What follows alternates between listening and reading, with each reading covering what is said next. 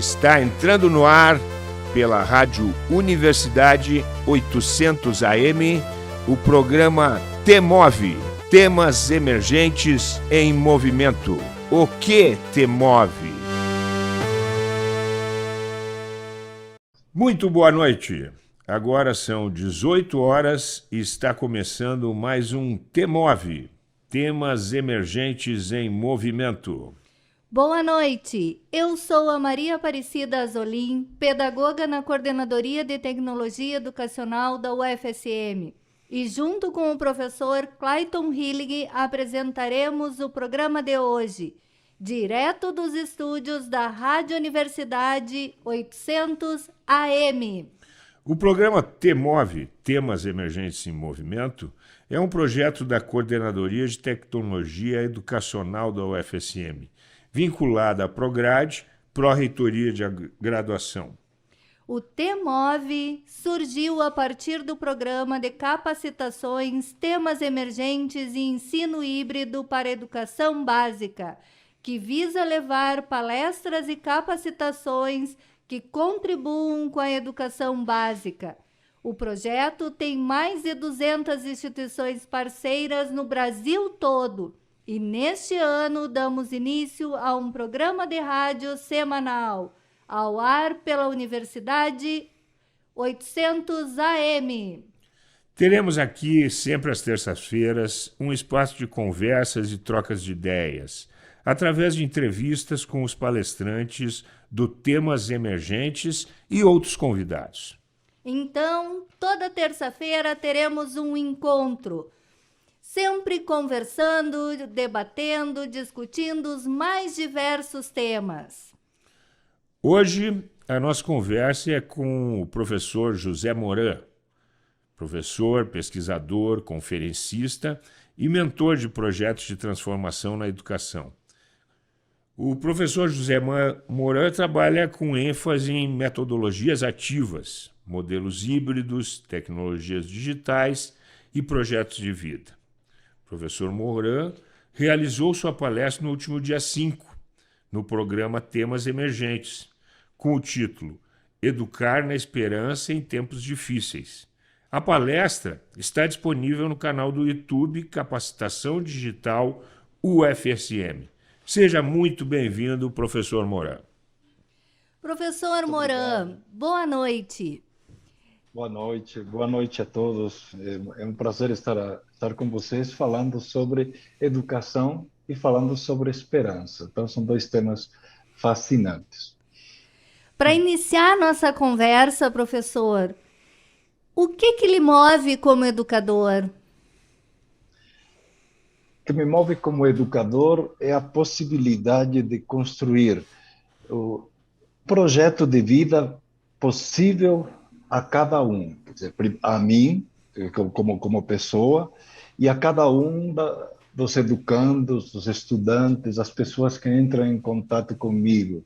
Então, a ideia de construir um projeto de vida que seja possível, viável, não é um projeto assim utópico, distante, mas um projeto próximo, algo que possa ser realizado.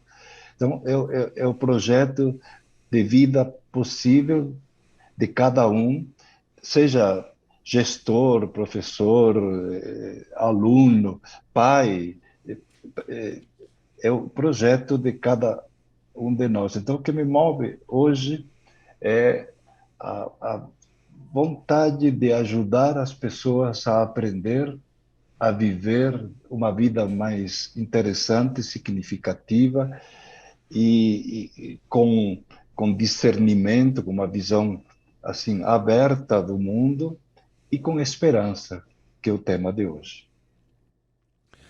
Professor José Moran, no ano passado eu tive o prazer de mediar a sua fala no programa Temas Emergentes e o senhor centrou muito a questão em torno da afetividade, da amorosidade, da necessidade das relações próximas na educação.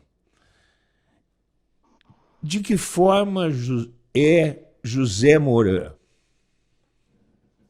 Bom, eu eu sou um professor, um educador, um cidadão, alguém que veio da Espanha, morou no Brasil a maior parte da vida, e alguém que está se construindo como uma pessoa que tenta viver uma vida com equilíbrio, com paz e com uma perspectiva de ir melhorando a cada dia. Então, a minha esperança é essa construção de uma vida que tem significado, que tenta aprender a lidar com as dificuldades, e se algo tivemos nesses 2 últimos anos, foram muitas dificuldades. Eu também passei por minhas dificuldades, eu tive uma cirurgia bastante foi um pouco longa, assim, coloquei uma prótese, e fiz um pequeno procedimento também na coluna.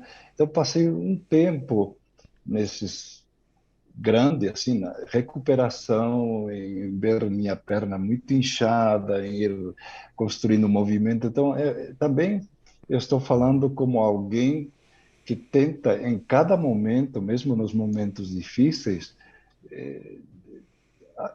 procurar manter um certo equilíbrio, esperança, uma certa paz e tentar fazer o melhor em cada momento. Então, é só para dizer a vocês como como eu me vejo também como alguém que está aprendendo em tempos difíceis e que procura também ter esperança de estar melhor e, ao mesmo tempo, ajudar as pessoas que convivem comigo, que entram em contato comigo, a eles também aprenderem a serem pessoas melhores. Como que o senhor conseguiu manter o equilíbrio durante a pandemia? Assim, ó, que tipo de atividade? O que que o senhor fez, assim, ó? Porque realmente a pandemia foi algo assim, ó, são 2 anos que realmente desequilibram, desarmonizaram muitas pessoas. Como é que o senhor conseguiu manter esse equilíbrio? Olha, foi sur... eu também não imaginava que ficaria tanto tempo meio encerrado. A maior parte do tempo fiquei dentro deste lugar que eu falo com vocês. Então, mas foi um período assim que redescobri que, em lugar de fazer viagens físicas, que eu estava acostumado a dar palestras aí por todo o Brasil, conversando com professores, gestores, alunos, eu, eu fiquei em casa, conectado com os professores e conversando. Então, foi muito interessante do ponto de vista profissional que eu me imobilizei, quer dizer, fiquei no, mas ao mesmo tempo eu não fiquei parado, porque estava o tempo todo em conversas, em diálogos com pessoas. Isso foi muito rico para mim e também para ajudar as pessoas que muitas estavam também com muita angústia, né, a diminuir essa angústia. Então, eu, não foi fácil ficar tanto tempo, é, assim, sem poder sair no começo, mas foi bonito poder conversar, encontrar as primeiro online, poder conversar com as pessoas amigas, a família, os meus filhos que moram no exterior, poder manter vínculos e ter viver um pouco entre o medo sempre da doença, e, enfim, da saúde que não que podia piorar e ao mesmo tempo a realidade. Eu falei de uma cirurgia, mas no meio da pandemia eu fiz uma outra também. Então Nossa! foi um tempo de aprendizagem a fazer o possível para eh, manter uma paz, manter um, a, assim, a sanidade a esperança e a resiliência. Havia dias que não eram que tudo isso de manter o equilíbrio é fácil. O equilíbrio significa, pensem assim como um malabarista que tenta equilibrar vários pratos ao mesmo tempo no ar. Então eu me sinto um pouco assim, tentando equilibrar. Às vezes algum prato ameaça cair, às vezes algum cai também, e a gente vai se recuperando. Então foi um período muito surpreendente, muito estranho, e, ao mesmo tempo, eu aprendi muito para adaptar-me a esta situação, pelo fato de eu poder, como os privilegiados, os que somos privilegiados no Brasil, estarmos conectados, porque muitos brasileiros ainda não podem fazer o que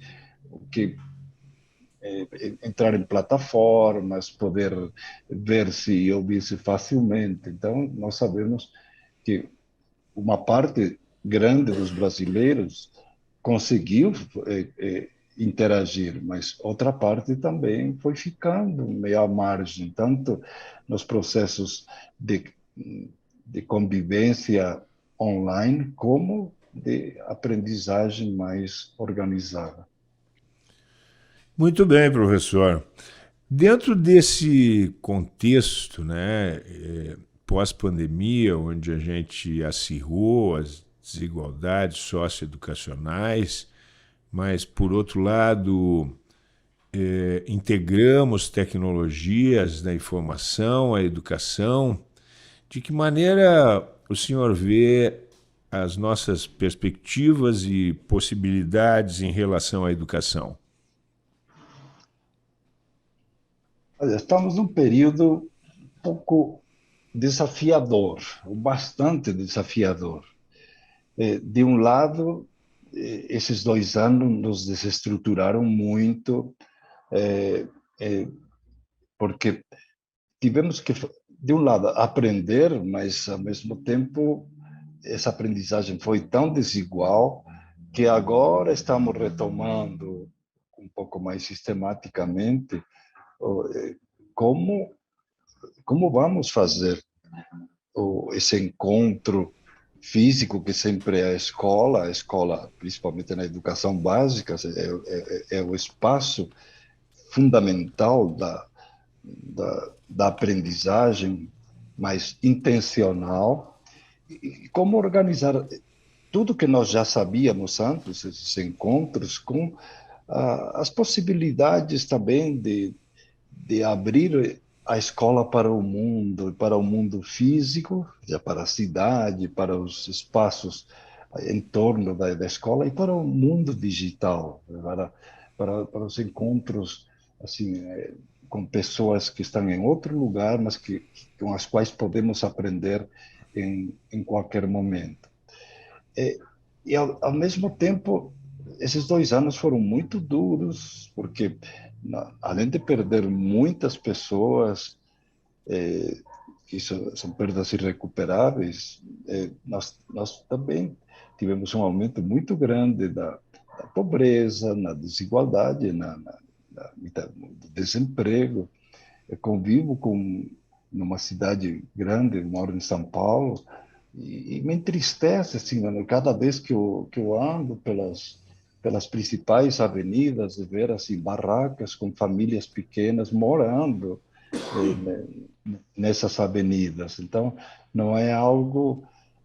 Tem crescido dramaticamente o número de pessoas que estão na rua, reflexo de pessoas que não podem pagar aluguel, pessoas que não conseguem emprego, ou são empregos muito, muito frágeis.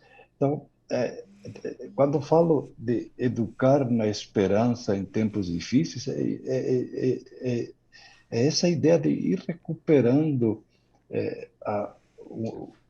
o ideal, a esperança primeiro, de melhores tempos, mas não só ficar esperando, mas de a construção hoje, no presente, com as dificuldades que nós temos, um pouco como Paulo Freire falava do esperar, não não passivamente, mas esperançar, que a ideia de levantar-se, de construir, de não desistir, apesar de tantas dificuldades que encontramos.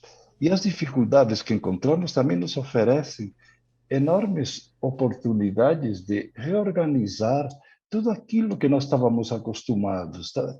É um tempo de experimentar, uma aprendizagem mais interessante, mais humana. É tempo de acolher as pessoas, de acolher-nos, porque muitos de nós, eu vi assim, muitos, tanto professores, alunos, eles estão um pouco perdidos e um pouco sofridos, e todos precisamos ser acolhidos. A educação, fundamentalmente, é acolhimento e é encontro. E esse encontro, ele agora é mais necessário do que nunca. Então, pode ser físico, digital, mas é sempre encontro. E essa valorização do encontro, ele é importante, porque, ao mesmo tempo, temos a esperança de ir também definindo na educação assim, soluções políticas que apoiem mais a maioria, a inclusão, que apoiem a escola pública, o professor que está na escola pública, que melhorem a carreira, que encantem mais os alunos. Então, ver essas possibilidades agora ao nosso alcance e transformá-las em realidade, esse é um desafio muito bonito, muito necessário e que terá, sem dúvida, consequências. Quer dizer, o mundo não é o mesmo a partir de agora e a educação também, ela vai se transformar. É lento o processo, tem muitas ainda variáveis que não dependem só da boa intenção de cada um, mas estamos em um período muito importante de reorganização, de repensar o projeto de educação, primeiro da escola, e de educação também da sociedade. A pandemia acabou causando. Estamos, acredito, indo para o final da pandemia pelo SARS-CoV-2. Mas eu acredito que ela causou uma nova pandemia que a gente vai começar a enfrentar, que é uma pandemia emocional e espiritual, porque os índices de ansiedade e depressão estão muito grandes, né? É assustador, assim, ó, crianças tomando medicação para ansiedade, para depressão, adolescentes indo assim, ó, para o ápice do sofrimento, cometendo suicídios, que é uma nova pandemia, né? Que nós vamos ter que enfrentar. E que acaba, a escola acaba sendo o berço, né? Onde acontece essa nova pandemia. Por isso estava o título que eu dei a essa conversa, ela foi educar na esperança em tempos difíceis. Os tempos difíceis são esses. Ninguém fica 2 anos nessa incerteza, tanto sofrimento que milhões de pessoas aqui no Brasil, mas também no mundo passaram e que agora começa a se ver. Quer dizer, muitas das consequências da pandemia, elas aparecem aos poucos. Então, muitos jovens realmente eles voltam para a escola mais impacientes, menos resilientes. Agora, aos poucos vão reaprendendo a conviver. Mas uma das nossas atividades principais nesse período é acolhê-los e organizar, assim, estar muito atentos para apoiá-los nas dificuldades que têm. Então, o papel do apoio tanto psicológico, assim, de profissionais, isso é cada vez mais necessário, mas entre todos, assim, de ouvir, de uma escuta ativa, de entender, às vezes, por que as pessoas estão mais inquietas, insatisfeitas, e como organizar o que nós chamamos a educação das competências socioemocionais, assim, de uma forma um pouco mais direta, mais clara. Quer dizer, nós temos que trabalhar realmente o currículo, também de tudo que se espera que a criança e o jovem aprenda, não há dúvida. Muitos falam em acelerar, recuperar. Não vamos recuperar, podemos tentar ver como focar em grandes temas, mas enquanto trabalhando esses temas dentro desta visão de encontro, de acolhimento, de apoio, de compreensão também quando algo se nos escapa, e ao mesmo tempo de criação, de experimentação, ou seja, ver os dois lados, encantar as crianças e aos jovens, oferecendo-lhes espaços em que eles possam se expressar, eles possam produzir, eles possam construir e não simplesmente escutar. Então, essa escola mais ativa, acolhedora, se a gente faz assim todo o possível entre nós, e nós também estamos sendo afetados, mas se nós colaboramos assim mais ativamente para que o espaço seja muito mais afetivo, isso vai ser muito bom para que as crianças possam se expressar mais, possam confiar mais, e através da confiança, eles vão aprender melhor. Então, não podemos focar só nos conteúdos, que eu sei que são importantes, a gente não deve também. Educação tem toda uma parte de organização do currículo, assim, do conhecimento, ok? Mas esse conhecimento, como já há muito tempo, o Jacques Delors falava, assim, a educação tem uma dimensão de conhecimento, aprender a conhecer, mas depois tem outras dimensões que estão juntos, que aprender a conviver, que nesse momento é, é tão fundamental, aprender a fazer, a construir, a criar, aprender fazendo, então aprendizagem ativa, e aprender a ser uma pessoa que lida com as dificuldades um pouco melhor e que vai, em cada momento, em cada período, tentando encontrar esse equilíbrio de que eu falava antes, que não é fácil, mas é uma construção da educar-se como um projeto que vale a pena viver. Então, educação é uma relação de encantamento e de amor. Então, é nesse momento que nós falamos de esperança, baseado nessa ideia de encantar as pessoas porque as acolhemos, e de amor porque realmente criamos laços, criamos vínculos e criamos o apoio entre todos, também a nós mesmos. Nós, professores, também precisamos de apoio.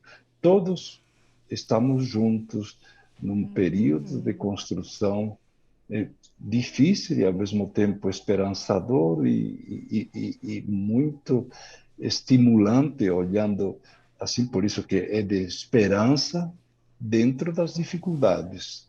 Então, é preciso educar para a esperança, já dizia a Zilda Arnes, não sei se vocês conhecem, Sim. mas era uma educadora, assim, a irmã do Paulo Evaristo Arnes, que era o cardeal em São Paulo, e eu a conhecia, ouvia, e ela falava sempre essa frase: é preciso educar para a esperança.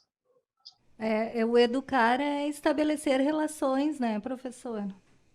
Uhum, é isso. Relações, e ir construindo relações de confiança, relações de afeto, Uhum.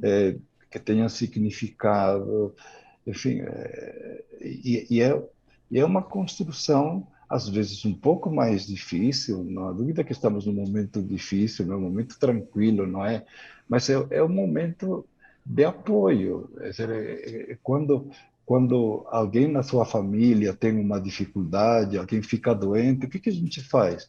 A gente se desvela, a gente tenta estar mais ao lado, tenta ajudar. Quer dizer, quando há uma emergência, quando há uma dificuldade, a gente faz um esforço maior. E nesse momento, o esforço é para, entre todos, ajudar-nos a encontrar os melhores caminhos para que todos aprendamos, né, tanto a aprendizagem intelectual como a aprendizagem também a conviver e a encontrar significado e a manter essa perspectiva de esperança no futuro, que não é um futuro cor-de-rosa, ideal, mas dizer, nós vamos sair dessa, nós vamos agora também construir algo melhor, nós vamos construir relações mais humanas, vamos construir uma escola também mais humanista e uma sociedade que seja menos desunida do que está atualmente. Estamos num período muito cruel, assim, Uhum. de tensões e de visões um pouco antagonistas, Sim. quebrar um pouco essa visão de uns contra os outros. É normal que as pessoas pensem diferente, mas não precisamos ver o outro como inimigo, o outro como um obstáculo. Temos que ver como encontrar-nos nas diferenças que existem. Se o fundamento é o amor, tudo flui, né, professor? O papo tá muito bom, mas nós vamos ter que chamar um intervalo e nós já voltamos.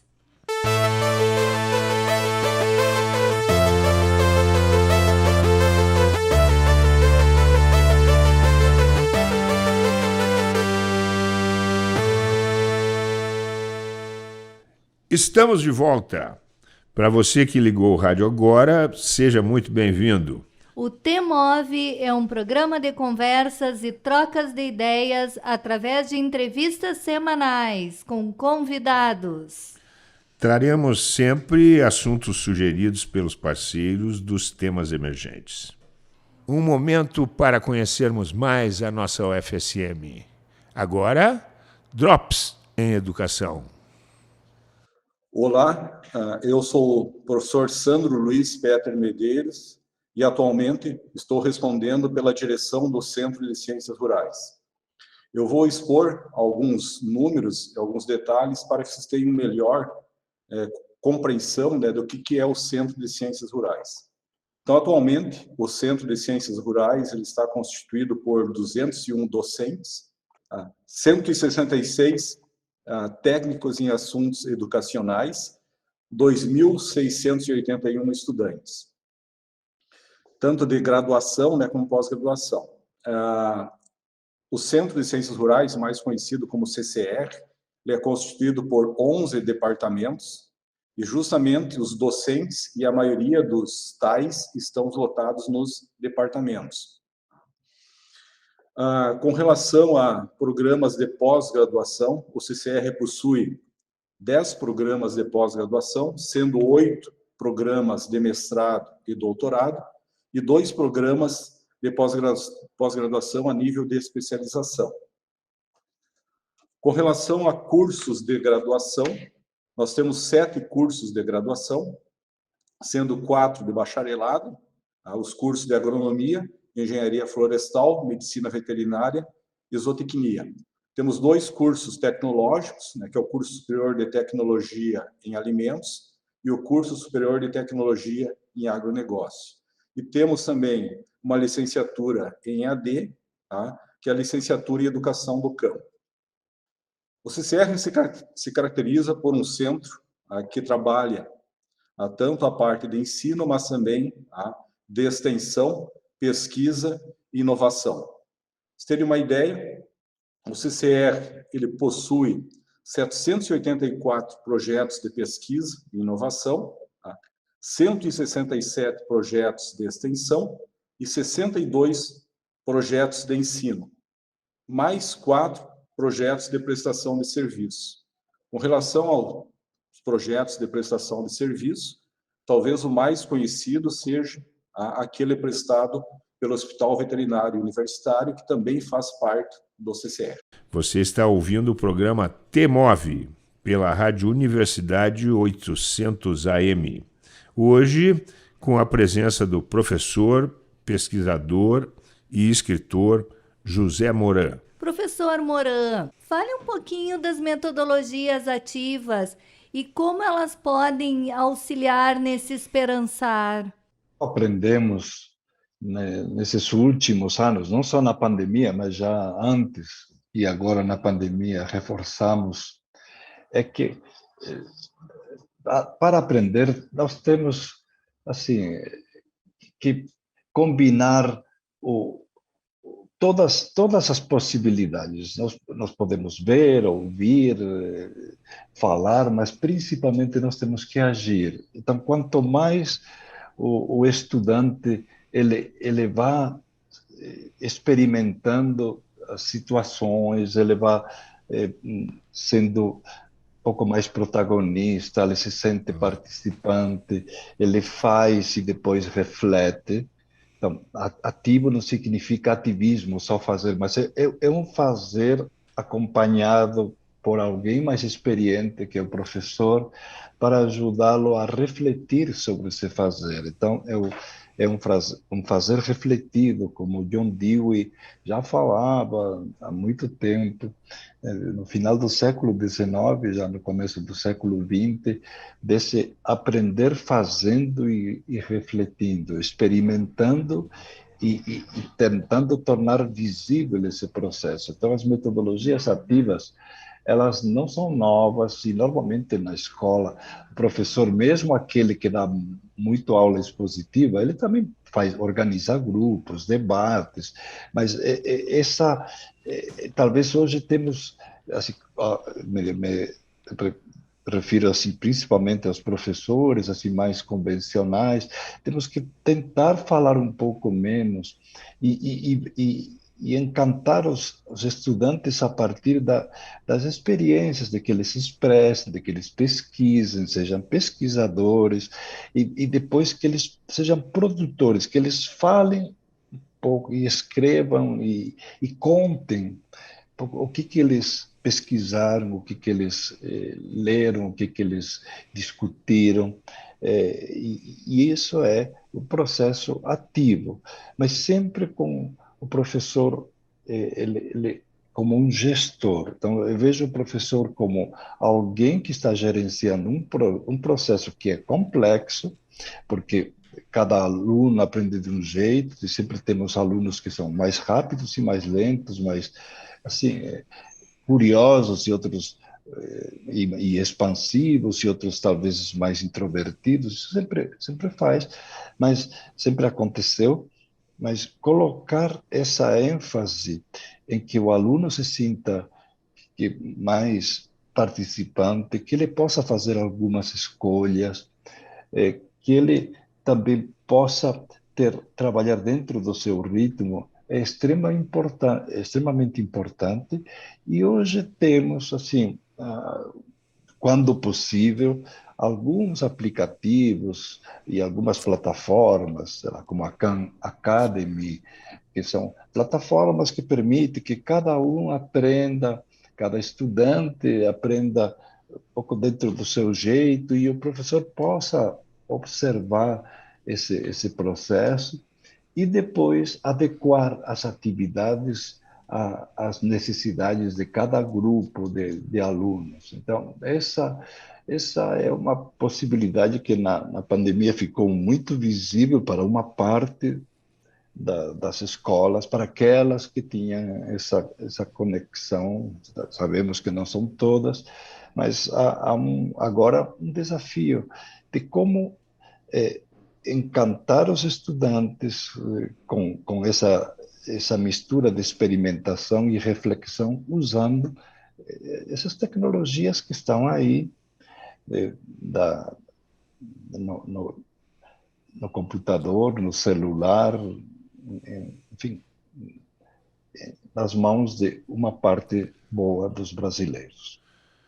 Professor Moura, as nossas estruturas de ensino são bastante tradicionais, bastante formais, né? As nossas bases curriculares, os conteúdos programáticos, as cargas horárias, os horários de aula. De que forma a gente pode conciliar essas necessidades de vivência e experiência, de desenvolvimento dos afetos, da sensibilidade, com essas estruturas curriculares tão rígidas e tradicionais? A escola, ela é um espaço bastante organizado e que, de alguma forma, ficou um pouco engessado. Então, nós temos hoje assim grandes diretrizes, enfim, temos a Base Nacional Curricular, que ela está procurando orientar-nos para que ajudar a que aprendamos assim essas grandes temas e as grandes áreas de conhecimento, mas que também pensemos numa aprendizagem mais integral, mais ampla, mais criativa. Então, eu sei que o professor tem, às vezes, aulas de 50 minutos e, às vezes, ele gostaria de ter mais tempo para desenvolver um projeto. Se não cabe nos 50 minutos, divide em mais de um período. Eu sei que, às vezes, é um pouco frustrante na hora que você está com mais, assim, os alunos mais ativos e apresentando, você dizer, não, agora vamos continuar daqui amanhã, ou daqui a uma semana. Mas, então, há escolas que estão conseguindo, dentro desse currículo, que ele é previsível, adequá-lo mais, fazer com que alguns professores trabalhem juntos em alguns momentos. Então, e há escolas menores que estão, sem dúvida, trabalhando assim por projetos já. Então, eles estão partindo de projetos para integrar o currículo, mas eu sei que isso é ainda uma coisa que é muito difícil de fazer pela maioria das escolas. Então, o que eu digo é, professores, vejam o que é possível, nas condições em que você se encontra, de conciliar a aprendizagem através de grandes temas, ou fenômenos, ou questões, com, com com a ideia de você não ser o único responsável por tudo. Não tenta você fazer todo o trabalho pelos alunos. É como o pai que tenta resolver todos os problemas dos filhos. Isso deseduca. Se você dá tudo pronto, mastigadinho para os alunos, tudo bem resumidinho, tudo assim lá no PowerPoint, para o aluno é muito fácil, mas isso não significa que ele aprenda profundamente. Para que ele aprenda profundamente, ele tem que encontrar significado, ele tem que participar, ele tem que aprender através da descoberta. Então, ele tem que perceber que está descobrindo algo, não só que está ouvindo algo, que ele está resolvendo algum problema, alguma questão, então encontrando significado naquilo que faz. Então, faça pequenos projetos, assim que os alunos se envolvam em alguma experimentação, pode ser curta, alguma discussão, que o aluno também grave pequenos vídeos. Os alunos hoje adoram essas plataformas em que vocês podem contar histórias curtas, como lá, no Instagram, Reels, no TikTok. Então, eu não quero que a escola vire só produtora de pequenos vídeos com animações, mas realmente que entendamos que para a criança essa forma de expressão faz sentido e para ela é fácil, e que a gente incentive que os alunos produzam e divulguem, se expressem. Tudo isso torna a escola muito mais encantadora. Então, eu sei que é tudo rituais, como você falou, a gente sabe que essa escola ela vai se transformar nesses próximos anos em uma escola um pouquinho mais em que as áreas vão se integrar um pouco mais, os professores às vezes vão trabalhar juntos, o aluno vai trabalhar em projetos mais interdisciplinares, o que puder, o que vocês puderem já ir fazendo agora, façam, mas também não se cobrem além do que vocês podem. O importante, como disse, é educação, é encontro entre pessoas que gostam de aprender e que incentivam. Então, que vocês mantenham essa esperança de ajudar os alunos a prepará-los melhor para serem melhores pessoas hoje e amanhã, e vocês ir construindo juntos nesse processo. E a gente não, não somos deuses, não podemos resolver tudo, a gente dá conta de algumas coisas. Então, o que vocês puderem dar conta, ok, está bem. Muitas coisas vão faltar também. Eh, Vocês façam o que é possível no contexto em que vocês se encontrem. Acredito que essa foi a filosofia que eu vivi e que me ajudou a, enquanto via que faltavam muitas coisas, em qualquer lugar onde eu trabalhasse, na USP, em qualquer lugar, sempre havia coisas muito interessantes e coisas que estavam muito longe do que eu imaginava como ideal. Mas, enquanto isso, dizia, o que eu posso fazer neste momento, nas condições que eu tenho e com a história que eu tenho, a trajetória que eu tenho. Então, o que eu posso contribuir? O que eu posso fazer hoje?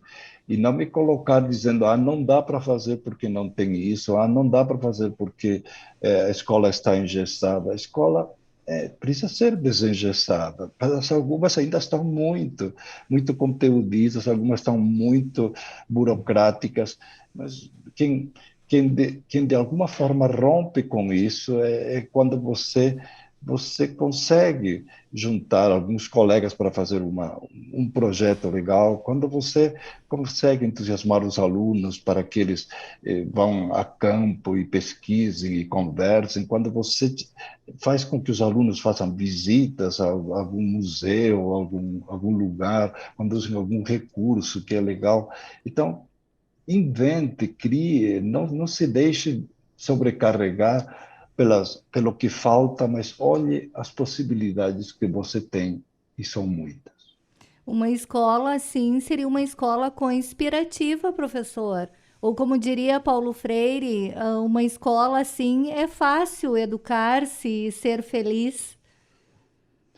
Bom, tudo é fácil e difícil.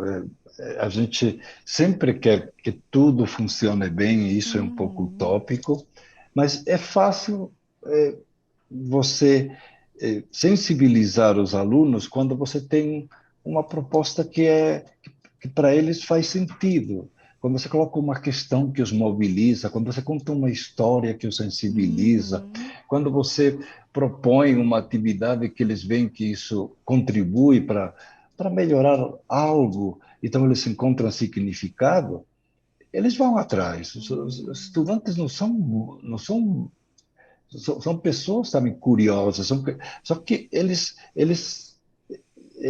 têm que entender, assim, perceber que o estar com você, professor, na área em que você está atuando, vai interessá-los. Você tem que despertar a curiosidade, você tem que propor, assim, dentro do currículo, daquilo que você faz, a melhor forma para que eles se encantem, porque realmente você compete com muitas outras formas de contar que as crianças têm ao lado.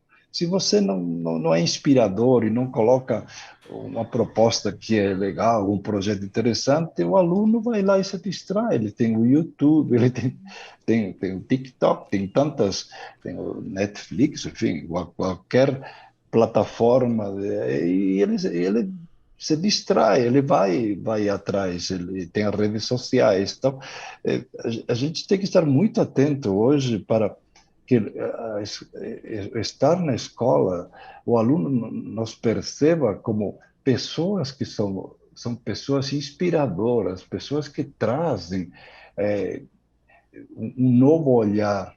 Então, vocês têm que ser pessoas muito curiosas também na vida, estar abertas para esse mundo, para ser pessoas que inspirem os alunos.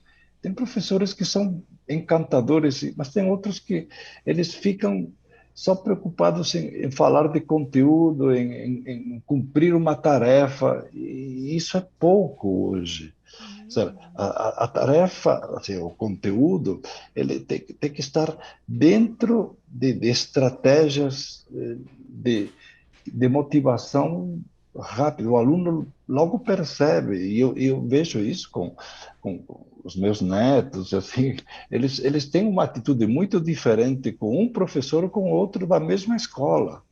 Então, às vezes não é porque a escola, toda ela, não, tem a escola em que, aí você vê que a criança diz, não, a aula hoje é com fulano de tal, nesse momento, eu vou ficar mais ou menos prestando atenção, porque já sei, daqui a pouco ele vai fazer isso, ele é previsível. Enquanto com Sim. outro colega, quando chega a aula seguinte, às vezes a mesma criança na mesma escola, ela está com uma outra disposição, porque diz, não, agora aqui vai acontecer algo muito mais interessante. Então, é, sejam interessantes, se vocês querem também levar uma vida profissional interessante. Não há nada pior do que ser um professor que tem que estar controlando os alunos, que tem que estar impondo, que tem que estar sempre chamando atenção. Quando você chama muito atenção dos alunos, é porque você não está chamando atenção. Então, Perfeito. chame a atenção sendo uma pessoa interessante. Professor José Moran, é uma conversa extremamente agradável, mas nosso tempo se esgota e acredito que o senhor deixou uma mensagem importante aqui, que nós deixaremos com sua mensagem final. Sejam interessantes, sejam encantadores, né, e inspiradores aos educandos. As suas despedidas, professor, por favor. Volta um pouco ao título Educar na Esperança em Tempos Difíceis. Então, tudo isso que eu falei não significa, que legal, vai ser muito fácil. Não é fácil, mas eu estou dando, assim, todo apoio a cada um de vocês, primeiro, por serem professores, apoio também nas dificuldades que vocês têm, reconhecendo-as. Não se deixem abater demais, não se deixem assim, não olhem só para as dificuldades, olhem para o papel tão importante que vocês têm de ajudar os demais a que construam um projeto de aprendizagem e de vida interessantes, e vocês construam juntos esse projeto. Então, vejam o futuro um pouco mais como esperança do que só com problemas. Tem problemas, tem ameaças, temos ameaças tremendas de guerra nuclear, quantas ameaças nós temos, mas procuremos transmitir na relação pedagógica, na relação afetiva e como pais, sempre a ideia de que podemos construir um futuro melhor. E o papel de cada um de nós é ajudar com o que nos é possível nesses tempos que não são fáceis a construir uma relação afetiva e positiva e de esperança com todos aqueles que convivem conosco, não somente os alunos, mas também nossos colegas, nossos amigos, as pessoas com as que nos relacionamos e convivemos, e tentar ajudar a que cada um na sua cidade, no seu local, seja um fator que contribui para melhorar este nosso país, que precisa de tanta de educação, de tantas pessoas interessantes, de tanto apoio para transformá-lo em um país mais igual e mais humano. Muito obrigado pelo convite e uma boa noite para cada um de vocês. Foi um grande prazer. Agradecemos muito a participação do professor José Moran. O TEMOV vai ficando por aqui. Eu sou o professor Clayton Hillig e apresentei o programa de hoje junto com a pedagoga da Coordenadoria de Tecnologia Educacional, Maria Aparecida Azolim. Muito obrigada, professor Moran. Dá vontade de ficar lhe ouvindo por mais e mais tempo, mas infelizmente o nosso tempo na rádio é de 1 hora. E a produção do programa ficou a cargo da pedagoga Patrícia Nunes Pezzini, da comunicadora social Luísa Peixoto e da diretora da CTL, Ziane Miller. E trabalhos técnicos de Gian Noal. Estaremos juntos todas as terças-feiras a partir das 6 da tarde, falando sobre os temas emergentes em movimento, aqui pelos estúdios da Rádio Universidade 800 AM. Obrigada pela sua audiência e até terça que vem.